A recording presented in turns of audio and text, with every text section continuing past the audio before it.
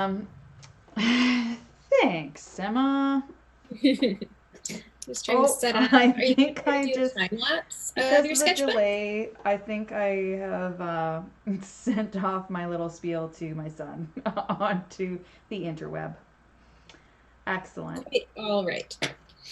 Um, are you going to set up a time lapse for your sketchbook or no? I can. Do you want it landscape or portrait?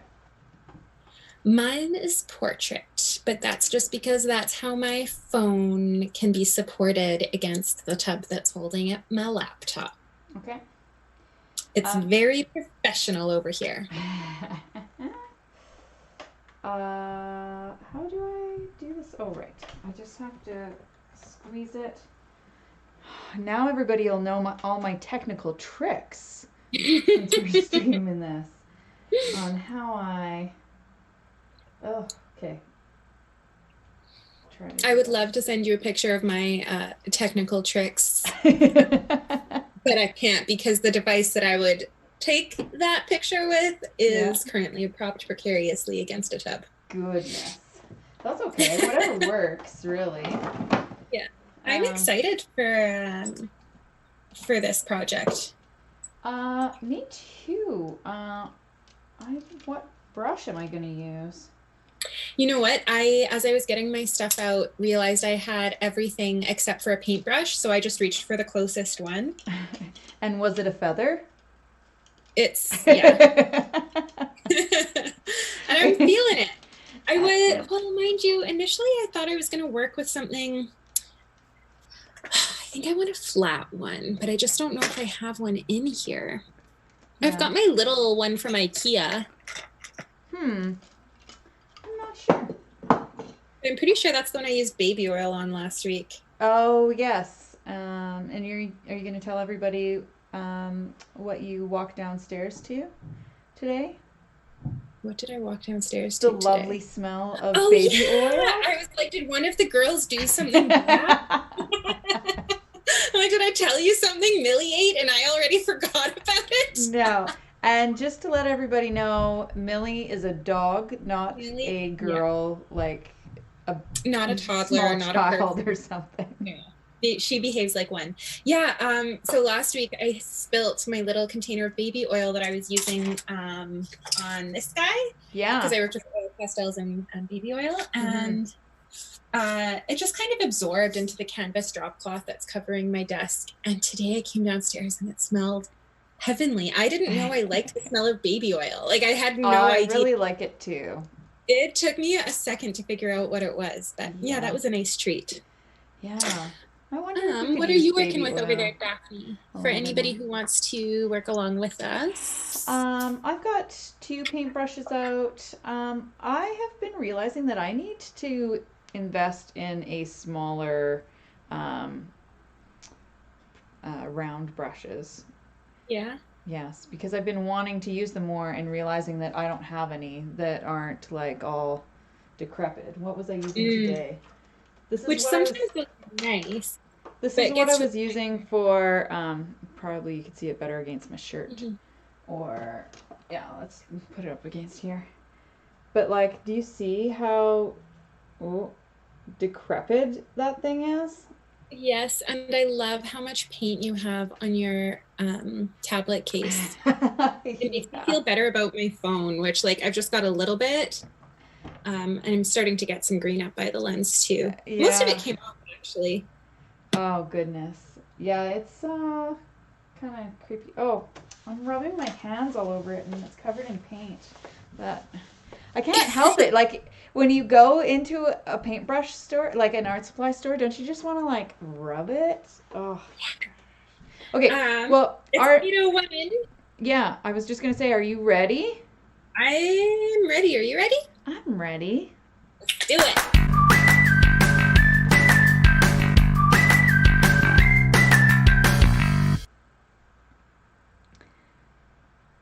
Welcome to the Emma and Daphne Show.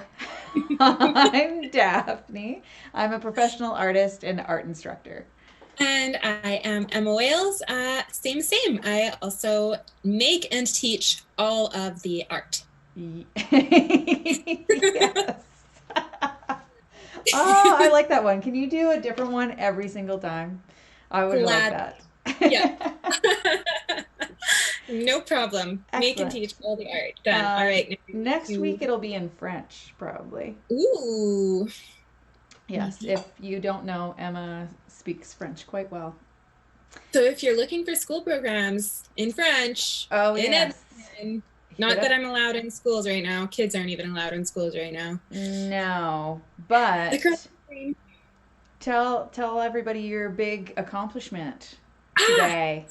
so for what feels like an eternity, I have been painstakingly working on updating my website. I do the art things, I don't do the computer things. So this has been a labor of love, but today I launched my new website and Yay! I love it so much. Congratulations! And it's Thank you. beautiful. Thank So, you. tell us the website Yeah, address. so artventures.ca. And I've got everything split into like school programs versus kids stuff, adult stuff. I made a tab under online resources for the Emma and Daphne Show. yes, And I beautiful. also released my announcement that I am not going to be doing in-person summer camps this summer, which is very sad, but I do have an online alternative. So if you head on over to artventures.ca and look under the summer camps, you can see all the info there. And we have got that in the notes below. You just have to scroll down and you'll find her website there, artventures.ca. And Being a we press lady, are doing still lifes today. We're going to paint another still life that wonderful Ms. Emma has put together for us. And the whole theme of today's show is junk drawer. Mm-hmm. So here is our what is it called? Our junk drawer image. So some junk from Emma's drawers are. I've been working really hard to get rid of this whole junk drawer in our home, which maybe we can talk about a little bit later, because I think you and I have similar philosophies on junk accumulation. Yeah. Yes. But don't ask us to pan the cameras around to see the rest of our studios. Though Emma has been working on hers. You even posted time-lapse videos of you organizing your studio. That wasn't my... Oh, yeah, that was my bookshelf. Yeah. The rest is... I need to post a new time-lapse because that holds me accountable and then I'll actually do it. Yeah. But this stuff was from little junk piles that I compiled together, and I thought they might be similar, maybe some items that you might have in junk piles. Yes, I definitely have tubes of paint. I don't have corks though. That's quite signature Emma with the corks. And well, because she reuses everything. Not that she's a wino or something, but it's because people give her all of their corks as she's sipping her tea. But I actually got from the reading center a giant bag like this big of corks a while ago, and I made for my cousin for her wedding gift a giant cork board with all of the corks in this old frame. I have one in my home, and I've made one for a girlfriend too. Cool. I love my cork boards. Yes. That sounds really cool. I'm surprised I haven't shown it to you yet. Yeah. So I am using, you'll love this. I have a bunch of like little tubes of like samples and things. Oh, fun. Of golden paints. So I'm just using that tonight. Oh, this is going to be tricky. Oh, I don't know if this is going to work out well. I believe in you. Well, it's one of those things where you got to like squeeze it, but you're not quite sure if it's going to squirt out everywhere, or like you want to use the pressure to open it, but it might get a little... I feel like you and I didn't even realize we were going to do this so differently from one another. Like, what do you mean? I kind of got a little bit of insight into what you're doing, just as pre-show talk. Yeah. And it's not at all what I'm doing. That's sometimes that's the way it goes. I'm also using. They both fit in with the description that we discussed, but they're very. I'm excited. Well, now I kind of know what you're gonna do. Yeah. But do you wanna talk a little bit about what? Well, first I need to go get some scissors, but I'm putting on barrier hand cream because that's good for you. I don't like having all the plastics and stuff on my hands from acrylics, so I like to use barrier cream when I can. And then, okay, here we go. So I've just kind of accepted that throughout the winter, my hands are covered in paint, and in the summer, my hands are covered in dirt from the garden. And I've just accepted that that's just the way it is. My life looks like. Yeah.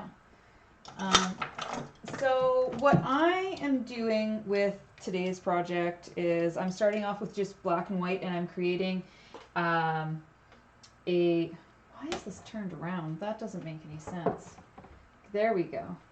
I'm going to be making a grayscale painting, and then I'm going to be doing a glazing technique over top with color.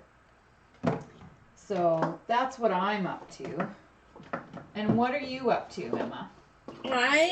So when we talked, we said we were gonna, for this project, talk about like favorite color combos, talk about our favorite color wheels, talk about value, and do a still life, but like each, like it's just gonna be one color kind of thing. Each thing will just be the one color. Monochromatic in some way? Yeah. Yeah. Uh-huh. So what I'm doing is I wanted like a very flat kind of patchy, like I'm not doing the grayscale underneath. For my lighter colors, I'm just going to mix white. And for my darker colors, I'm not going to do any fancy color theory. I'm just going to add a little bit of black to make it darker. So it'll be very flat, patchy, monochromatic individual items. Okay. Like not in any color whatsoever? No, it'll be, yes, I'll add white to my color or black to my color. Oh, okay. Yes. But I haven't decided yet, because we wanted to talk color combos. So initially in my brain, I was like, oh, the whole thing is going to be one color. And then I thought, oh, maybe each individual item will be only one color. So I don't know. I haven't gotten there yet. Yeah. But we'll see. But I'm super excited to see them come to life, like together but differently. Yes. Yeah, it should be interesting. Yeah, I'm doing, okay, so, but the big thing is that even before we get into color, I think that drawing trumps all, doesn't it? Yeah, yeah. And then we can deal with like color, what is it? Color, sorry, hang on, I'm just gonna mute. Or,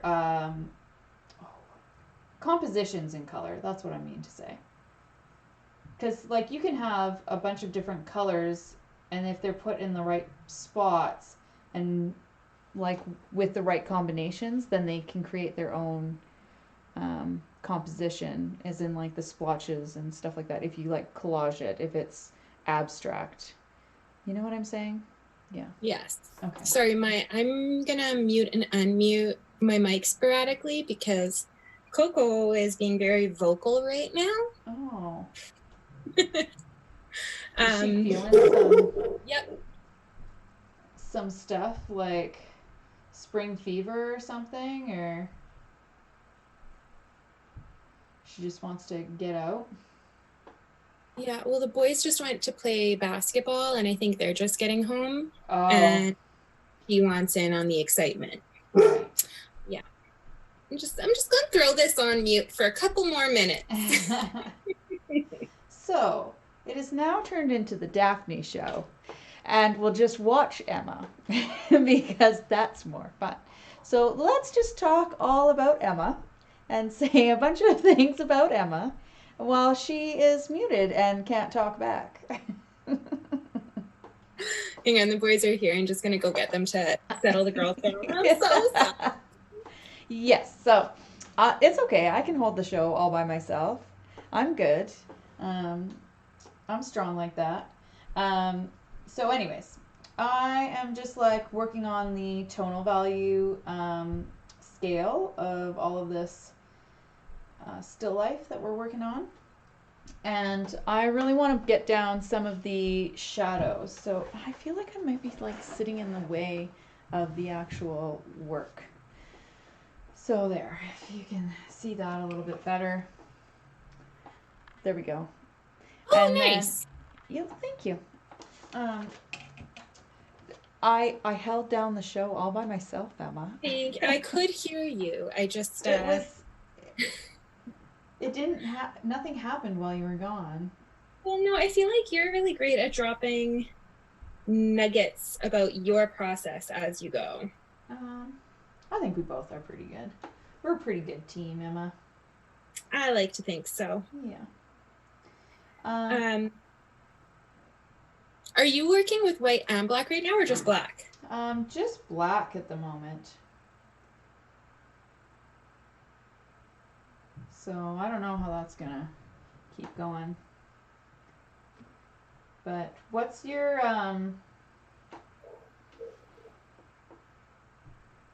do you ever do like a grisaille painting and then glaze over top? Uh, I've played around with it. Um, or like we'll incorporate little, like not over the whole thing, like maybe over parts of it. But honestly, it's been so long since I've worked just on my own practice. Yeah. That generally when I am able to make my own work, it's either been drawing or like small scale. Gotcha. Lots of study. I feel like I've been doing lots of studies lately. Because you did like landscape studies and stuff. Yeah, tons. And that's been fun. Which is funny because I never really thought landscapes would interest me.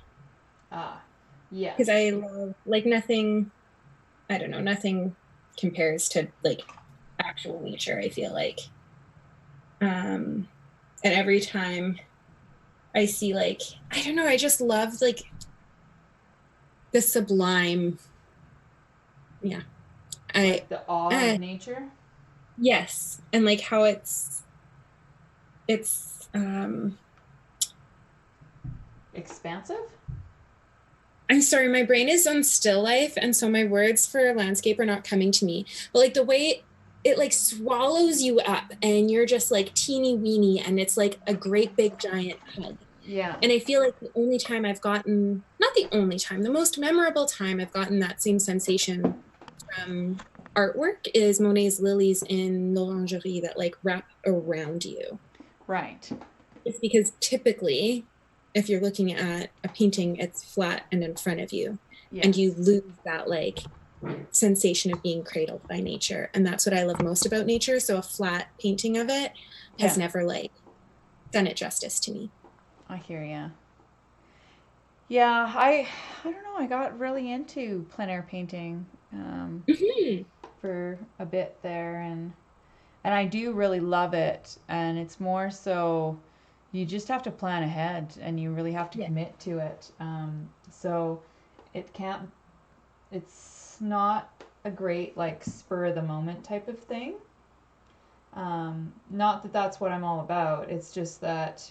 I don't know. Like you just have to plan ahead and do it. Mm-hmm. Oh, see, and for us, it's generally not planned very far ahead. It's like a, hey, are you going camping tomorrow? Yeah? Okay. But that I think is why I've been creating so many landscape studies, is because I love the process of painting in that setting. Yes. And so for me, like, yes, I love the little finished ones, but it's more about the act of creating and being there and experiencing it and like being one with, and they're almost like little like souvenirs of that moment or that feeling or that scent or that sound, or like they're like little like teleportation devices to take you back to that moment. Yeah. yeah, I do like to create more like finished pieces, so I like to be able to take my time with it. Hmm. So I do want like 3 hours to paint, Yeah. not just 20 minutes. Although I do lots of sketchbook stuff and lots of studies and um, whenever I travel anywhere, I take my sketchbook and often um, you'd catch me at conferences or traveling. I'd just be sitting on a bench drawing something because it's my outlet. But Hmm. I don't. I don't know. When it's plein air stuff, I try to make it more finished, I guess. Yeah. Um, I just haven't been making finished artworks for a very long time. And I guess it's because I usually have like a show or something. Like I got, it's got to go Yeah. somewhere, right? So I've got that as like a professional artist. It's got to go somewhere to Yeah. almost justify me working on it. And even if Oh, it's total crap, like if it doesn't work out, it's still like a study, but it's a study for so that the next time I can go out and do something better. but I feel like you and I have different business models. Like we Yeah. both are like self um employed, I guess, Yeah. art businesses, but yours is more about commission work and finished work, and your education, I think, complements the work that you do. Whereas the most of what I do is geared towards kids and teachers, and it's been more about building a business model rather than making a business model based on my work, if Right. that makes sense. So yours comes at it from you create work in order to teach, and I Yes. teach in order to create work. Oh, not even that. Like the work that I teach isn't necessarily like teaching the skills that I've gained. Like my school programs, for example, Yeah. are like looking for cross-curricular connections and how I can bring authentic art making experiences into the school, but Right. that check these very specific boxes for teachers. So I'll have to curate a project that's not necessarily influenced by my work. No. It's more about these are the education goals, this is like the creative risk I want them to like be comfortable taking, or this is the technique I want them to learn, or Right. this is how it's more about supporting the program of studies rather than Right. promoting my body of work. Yeah. So, um, I guess that's pretty much what I was trying to say is that like um, when you create artwork, it's in order to support what you are teaching. Yeah. Is that right? Whereas I teach in order to create, in order to support my body of work or whatever. Mm-hmm. So usually what I'm teaching often follows along with whatever shows I've got upcoming or Yeah. whatever I'm trying to improve on in my own um, commission work or public artwork or gallery work. Yeah. Yeah. Well, that's a good conversation. Now, I haven't even thought about that kind of stuff, like how my work links with my workshops. It, Oh, it just had I'm like a really, flow. I never had to explain it before. oh, yeah, no, it's very different. And so, especially like the time that I could invest, I feel like my own work that like I would make either for family or for others or for gifts or for commissions. Yeah. Um, Lots of that kind of came to a head. Like when I was in school, I was a full-time student taking more than like a full course load while I worked two jobs. Yeah. So there was no time for making my own work. And then after that, I had to discover like how to run a business and own it. And like, I'm not a trained teacher. Like I needed to look up the program of studies for all of it. Like it's been a Yeah. constant learning experience. And so like I keep up to date with my creative practice with like stuff like this, like smaller scale or sketchbooks or my studies, but I haven't created a body of work. Mind you, no, every year I create a series of prints. That's true. Yeah. But like that's the one thing that I've like made myself continue to do for work that's just my work. yeah, otherwise lots of it is about yeah, sharing knowledge and building off of other ideas and supporting other people.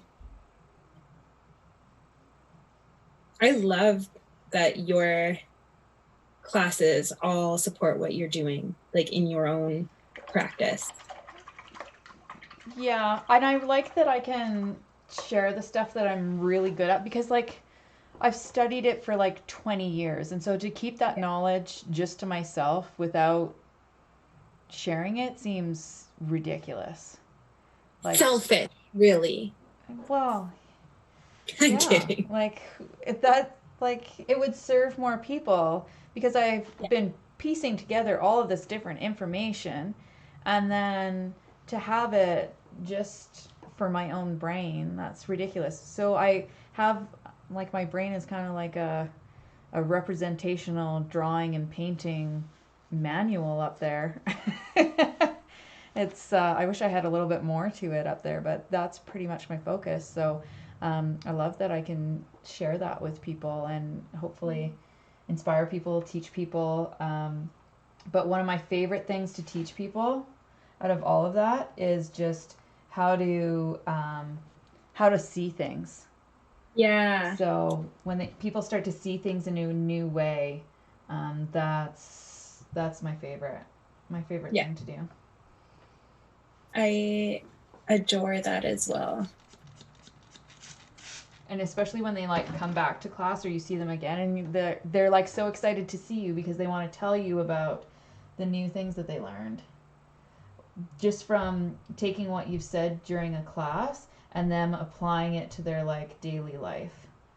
That I love that people don't just like stop learning after school, and when you can kind of approach everything with that like wide-eyed yes. like openness. Like I still remember, and this is it reminds me of what you're talking about when you say like people from one thing that you said in that one class and them coming and being excited to you. I took a yoga class like 10 years ago.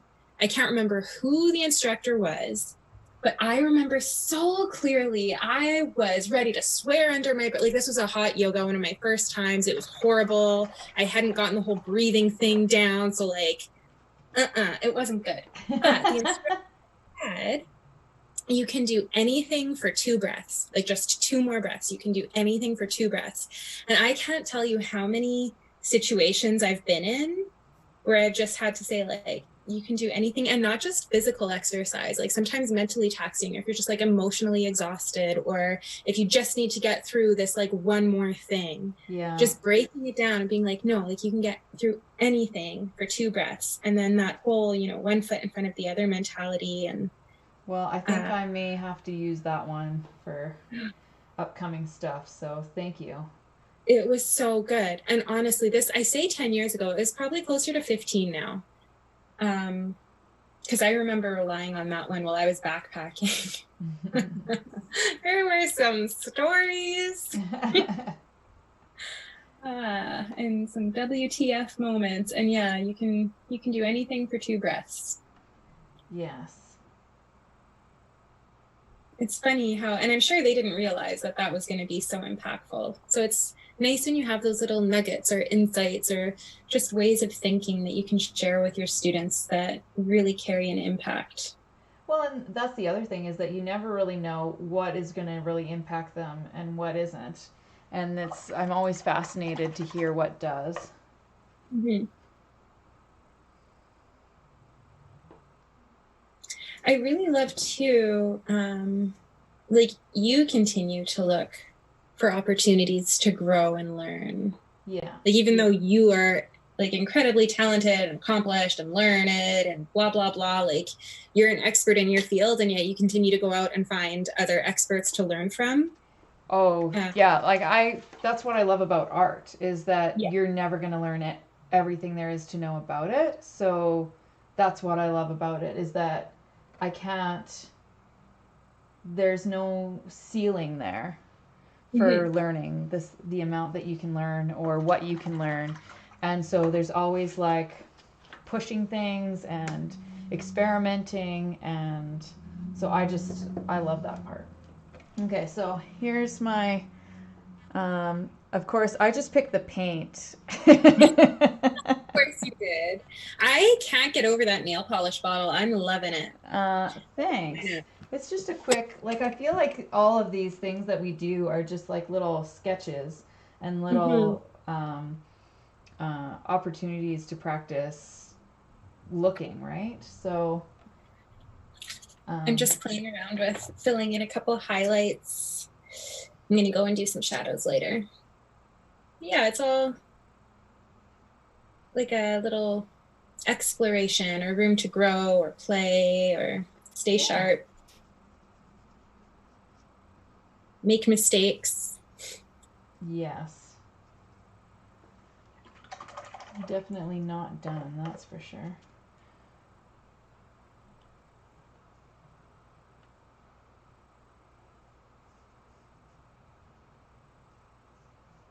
So I think that adding the shadows are really important because then you get a sense of the objects being on a surface. Mm-hmm.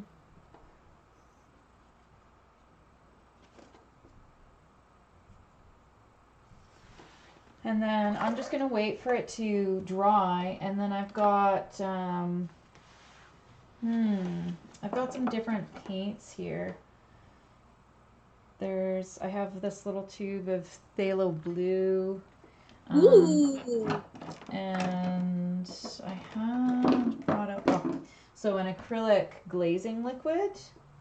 I have as well this little jar. I've never, with the kiddos anyways, glazed with acrylic. And the secret I found for glazing with watercolor, because everybody, me included, we're always very impatient Yeah. and continue to work it while it's still wet. Mm-hmm. But we were able to do a watercolor glaze in a weekly class. We just came back and glazed over it the next session when it was Right. for sure dry. Yeah, that's probably the best. Oh, look at that. I even like dragged a bunch of paint just touching that. We should have a little counter for how many times you say that you accidentally put your finger in paint or put this in paint or dragged this paint, rubbed your elbow in this paint or I think it was last week that I stuck my paintbrush in my tea. So that wasn't the best. And I think when we did our art night, you stuck your elbow in your palette. Most likely.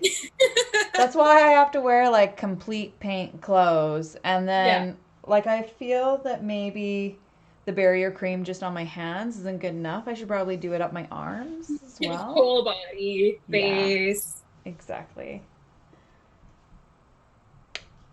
All right. Well,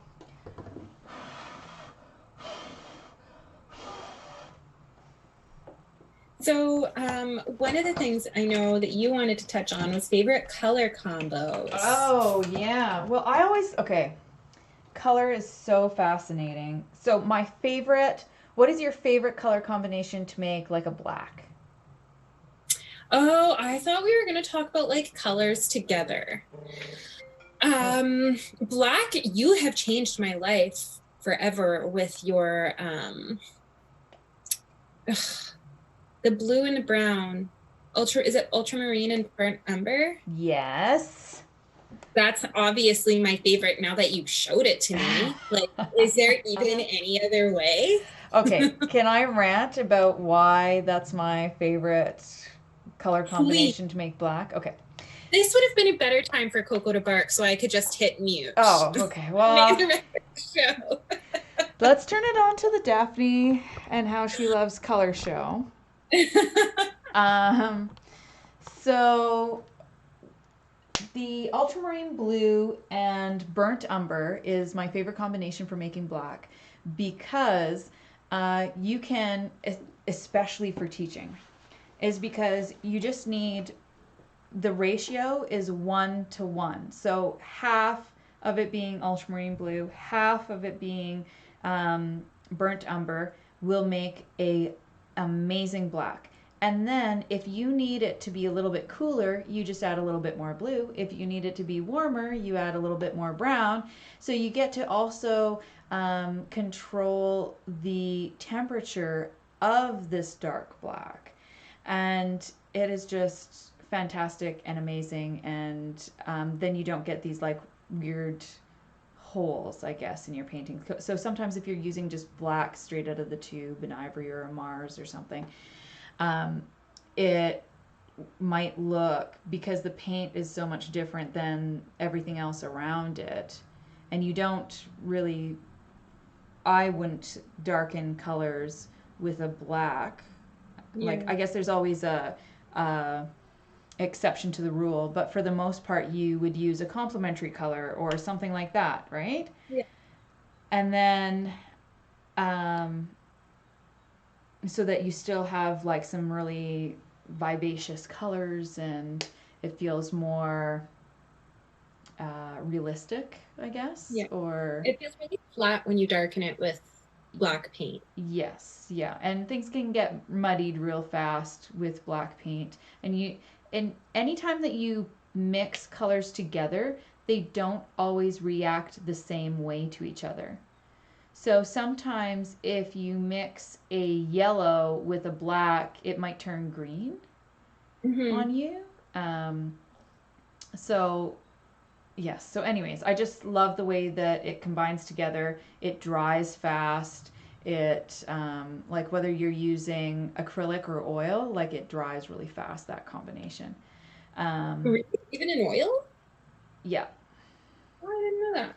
Yeah, ultramarine blue and burnt umber both dry really quickly compared to other paints. Like burnt umber dries super fast. Most of the browns do. So yeah.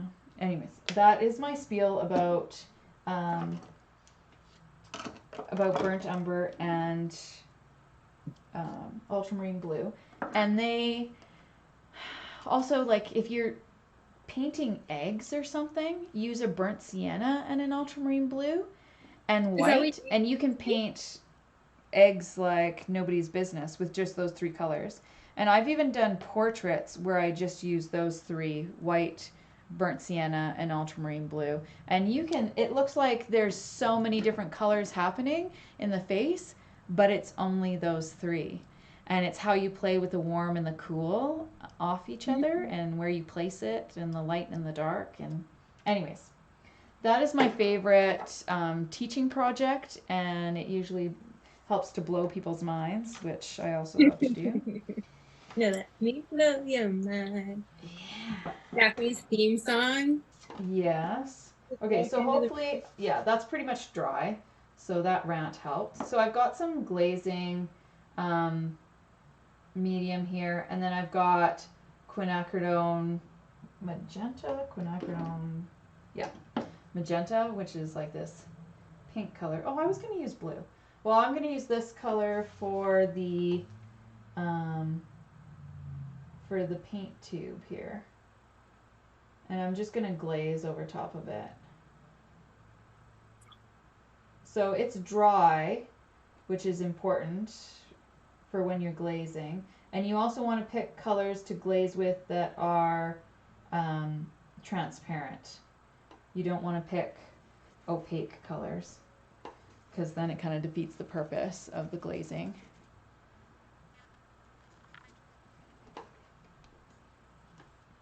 I'm going to use the phthalo blue. Yeah, when I read your prompt, like favorite color combos, yeah, in my mind, I'm thinking, like, what colors do you like together? Oh yeah, that's also what I wanted to talk about. Like, what are your two like favorite color combinations?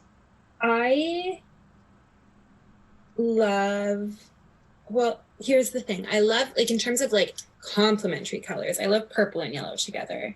But green and purple are two of my all-time favorite colors. Yeah, can you tell by the Emma and Daphne Show colors? Yes, I was going to say, like, I absolutely love that we have purple and green in the little logo that you made us, because I just feel like they're so There. I just did some I don't know, like I wanna, oh fun. That was super quick too. Yeah, glazing is really fast. And it dries really fast for the most part. I don't know, it's not quite dry yet, but I'll do another glaze layer in a minute. Sorry, continue on. But yeah, for me, it's just all the feels that they kind of stir up. Like I don't know, purple just seems so like luxurious and regal and like, yeah, like it's just, and green, like all of the things that I love are green, and my houseplants and my garden, and it makes me feel serene. So yeah. I just love. I'm gonna hold this one up. Please do. I want to see. I'm going much flatter. Oh yeah, look at that. But yeah, like that looks great. When I use black to make like tints and shades and like making the stuff darker. Yeah. My Matisse school program, we talk a lot about color mixing, and because we're just painting papers and then cutting them out later, it doesn't really matter that the black is not kind of giving that depth or that illusion of depth or richness to the color, because it's just kind of this freestanding standalone color. So it's more of seeing how it affects that color. But yeah, like yellow and black is a huge one where it's not black does not dark yellow make. No. I'll just say that's like a really prime example of trying to use it to darken a color, and it's just not. No, it doesn't work. Not giving you what you're needing. Yeah, and then you know what I like to do is I like to watch movies and figure out what their main color palette is, because you'll watch some movies and you'll be like, you could pick out on a color palette their main colors. In movies? Yes. Have you ever done that? I've never thought about doing that before. Oh, I love doing that. Even in TV shows sometimes as well. Like they'll make sure that they have like this splash of like hot pink in every single scene on something. I feel like that's got to be Legally Blonde. Oh, probably. I was thinking more of Killing Eve, but I haven't seen that yet. I know you recommended it. It's on my radar. Yeah, so sometimes it's really dark and sometimes it's really bright. But then there's also like, there's just so many movies that sometimes they put like a green filter on everything. And so everything will be slightly green. Yeah. What show did that? Was it CSI or something like that? A long time ago. They had everything was in green. Yeah, you'd be kind of like totally out to lunch with that, because you are heavily invested in Drag Race right now. Is there anything else? That does not have a specific color palette to it. Has been pink for many years. Many years. Oh yeah, it totally does. They've got the purple and pink for the confessional. Totally does. Did you ever see the movie Girl with a Pearl Earring with what's her name? Scarlett Johansson, I think. I thought it was going to be so cheesy and so horrible. And like, I feel like the cinematographers recreated the Dutch courtyard scenes to a T. I know. The light. I know. I was blown away. Like I watched it. Super impressed. Yes. I wasn't expecting that. I was fully ready to be disappointed and was like, that's okay. I'll watch it as a guilty pleasure anyways. I was super blown away with what they did. Like they digitally recreated. Ugh, I'm going to watch that movie tonight. Yes. No, I'm not. I'm watching All Stars tonight. Yeah, that's silly. I think they did a similar thing in the movie Turner. Have I seen that? What is that? It's about the painter Turner. No, but like when did this come out? Is it? I'm thinking about 5 years ago. Here, let me just look this up, because I should probably stop the time lapse anyways. This one. Because I think there's sometimes they make movies and they're like meant to be about like they're using a famous artwork as an open text and kind of breathing an interpretation into that work, like the Da Vinci Code. And then you have movies like Loving Vincent and that Pearl Earring one where it's like reinterpreting the actual art and the focus isn't on the story behind the art. Like the art is the movie. And then you have the ones where it's more about like a period piece and just trying to like recreate, and like maybe they're biographical, maybe they're more like, I don't know, fiction, but I don't know. There's just so many different ways that people share movies and stories and show about artists. Turner came out in 2014. I don't think I even heard of that one. It's I think I'd probably watch it again now that I've actually seen Turner's in person. But I remember it being a little bit slow. I'm not sure if I watched the whole thing. The other one is Renoir. Have you seen? No, but I saw things for it. That one is good. It's about the end of his life and his hands are all gnarled and how he got people to help him and how he had models and stuff like that. And yeah, it's one of those things. I don't know if you've seen the show that just came out called The Great, about Catherine the Great. But no. It's like, it seems like it's over the top and ridiculous about what was happening, but it was just, the culture then was just so different that it's totally plausible. Whereas it's the same thing in this Renoir movie, like his relationships with the models and how they would just like behave and act is telling of the time, like, and it's recorded by many different artists and writers and stuff like that. That's the way that models were or treated, or like they were usually like working in the house as maids, help, kitchen, farm staff, like whatever else, and then in the afternoons they were asked to take their clothes off, and they're like, well, if I want to keep my job, I guess I should, or I guess it's a really famous artist, so maybe I should. So like some people might get a little upset about that, but if you just keep in mind a lot of the art history movies, you have to remember what time it was when all of this stuff happened. Any sort of historical movie, you have to keep your mind around that. Like sometimes we get a little bit upset about movies that were shot around like the 1950s about housewives and how housewives were depicted and stuff like that. And well, that's just the way things were then. Yeah, it's not that we're choosing to depict them that way now. Yeah. They weren't real people then.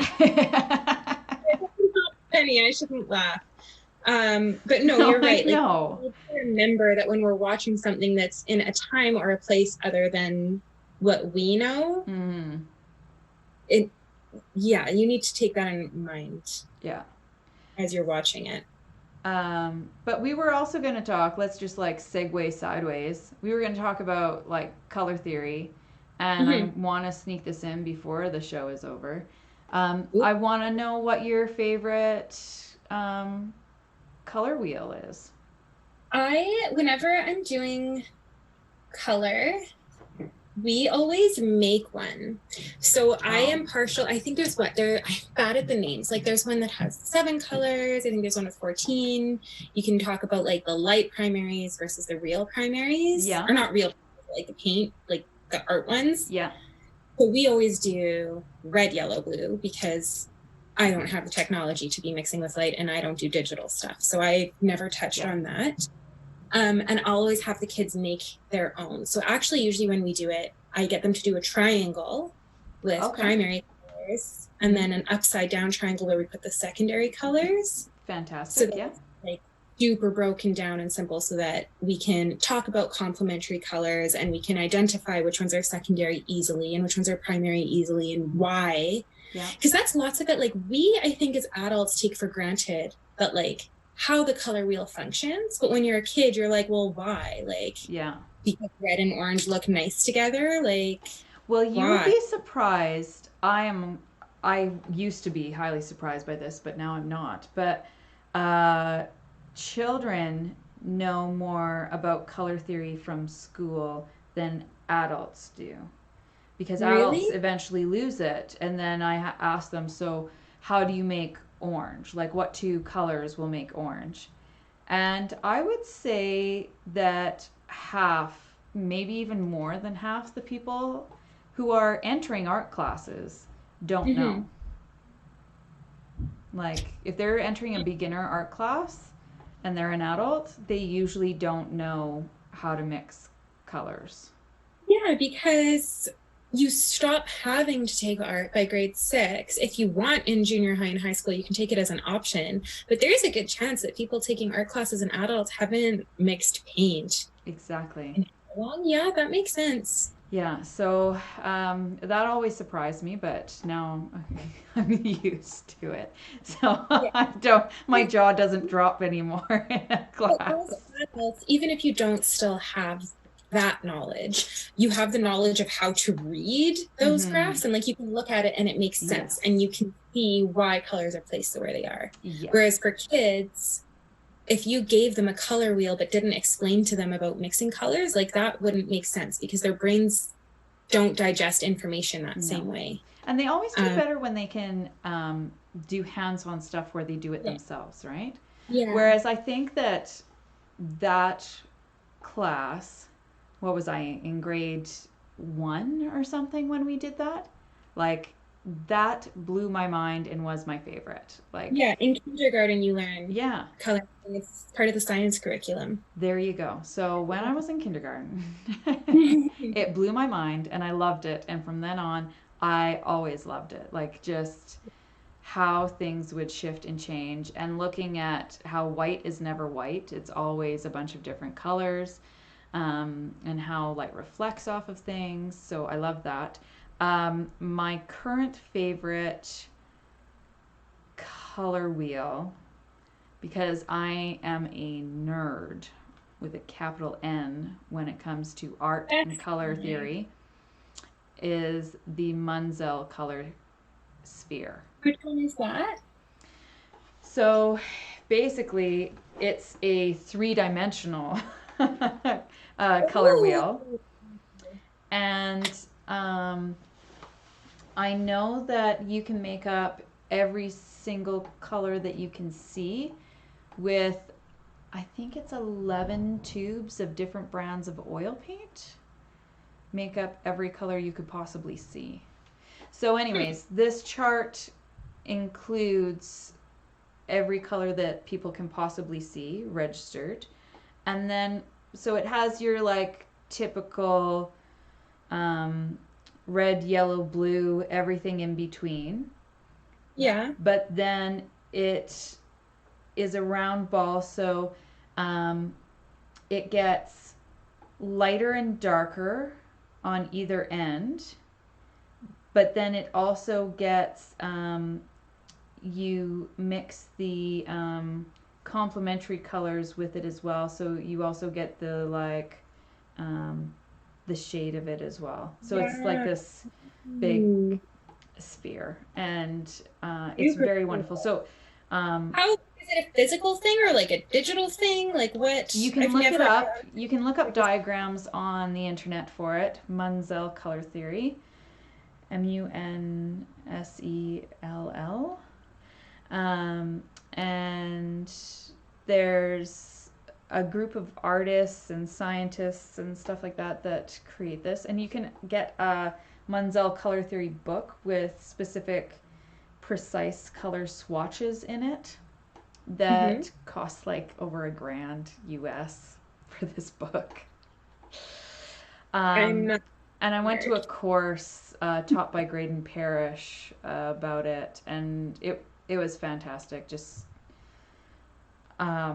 having two guys talk about color theory for, I think it was 6 hours Is this straight. the one where you mixed two colors? Yeah, we You took said like hours. It was like half a day to just mix two colors because you had I to get it told precise and you people, had to get it right so that when you looked at it in different forms of light, it would still match the color swatch. It I was told that amazing. story to a girl I was teaching because she was painting. She had made this like horse head masked sculpture thing, Yeah. and she ran out of pink paint, and so she was trying to match her pink paint and was getting really frustrated. So I was talking to her about it. I was like, I have a friend, and she went to an art class on the whole entire day. How many colors do you think she mixed? And she was like, 20. I was like, Two. Yeah. that made her feel better. But I love that story. But it was Did you guys fascinating. Like I loved it. take outside with you, or like just change the light inside? Like, what did that No, look? we went in like in inside lighting, outside lighting, and then underneath a different lamp, I believe. Cool. Yeah. So, Very cool. I and like in that. shadow as well. I think that Yeah. would underneath the lights, outside, and then in shadow. Yeah, so it was pretty fun and cool, and I really liked that. But yeah, I should probably do. Now that we've talked about this, this has given me some good ideas for putting together an art theory or a color theory course. That would be Mhm. a good workshop. I miss One doing of the that. things that's been on my radar is, especially with all of the momentum with the Black Lives Matter movement, Mm-hmm. is I feel like so many teachers, like I know they teach portraiture in elementary school, but they don't have necessarily a color theory background where they would feel comfortable teaching all of their students how to mix their skin tone. Yeah. So I've been thinking of putting together either a video or an article or something. It's still in the works. Skin tones. About teaching all of your students how to make their skin tone. Oh, that would be super cool. Everybody's Mhm. different. You should look up Sharon Sprung, and I have seen her give talks where she matches people's skin tones, and she'll just paint right on the person, but she'll match it perfectly, and it's so cool. We did So that in parenthood classes. This is a couple months ago. I was teaching them how to mix their skin tone, and that wasn't the plan for them to paint on themselves. yeah, But like 3 to 6 year olds, and we were mixing and they're experimenting with their parents. Oh, I think we need more of this, or we need to add more of this. And they all ended up painting on their skin, you and can't all of help the it. parents were like, it looks like foundation, like it looks like makeup. Yes, But they were doing such a good job. And that that's is a exactly, great idea. yeah. That would be so cool. Yeah. Um, I know some adults who would probably take that too. Would that be? I would, yeah. So that's Yeah. been like at the forefront of my mind lately. Cool. Do you want to hold our sketchbooks up Yes, together? I do. I love your glazing. Thank you. Yeah. Mine, yeah, you can definitely see the difference between like mixing the black versus yours, Daphne, where you've done the value first and just glazed over the color. Yeah. Yeah, it does like give a little bit of a different type of vibe going on there. Mm-hmm. But I really want to play around with glazing now. oh, What medium did you use for that? a acrylic glazing. Oh, can you see that? Yeah. Yeah. Very so cool. That's what I used. Mm-hmm. It was fun. I liked it. Yeah. I feel bad that I poured so much paint out. Yeah, I'm looking at how much I put, and I don't need nearly. I know. See, that's the problem that I feel with acrylics is that I can't just leave it and come back to it in a couple of hours. You can though, if you like put it into a Ziploc bag or a container and then put it in the fridge, then sometimes it'll last longer. Yeah. that is why often if I'm doing something that I know I'll have to come back to again, Yeah. I will intentionally not use the big palette, and I will use a little yogurt lid, because you can slip it into a Ziploc bag super easy. Well, even those, like, so I use a big ice cream pail, but I'll use the lid for a palette, and then you just dump out the water here, and you put the lid on top, and then that will keep it from drying out for a while as well. So if you have that yogurt lid, you could just put the yogurt container on top. I remember in high school, I used to use tin foil, and I would just fold the tin foil over for the day and then come back and peel it up. And it was generally, it would dry a little more than what you're suggesting, or putting it in a plastic bag, but it, that like, would work too. Yeah. Yeah. Well, there you go. Lots of great ideas. All the tips. I'm thinking, I can't remember off the top of my head what we're doing next week, but I might use the paint I have left over now to just fill a page. Do it. Yeah. And then build on it next week. Sounds good. So that's what I'm going to do. Okay. We should probably, actually I'll do that while we do our little Patreon spiel. Let me do the If thing. you do not already support us on Patreon, Daphne and I would love your support. Of course, the Emma and Daphne Show is here for your enjoyment and your entertainment. But if you really love what we do and you want to keep us around, please head over to patreon.com/the Emma and Daphne Show. You can support us for $5, $10, or $20 a month. And if you do choose to support us for $20 a month, you will get access to our monthly art nights. Yes, which are super fun. We have a really great time.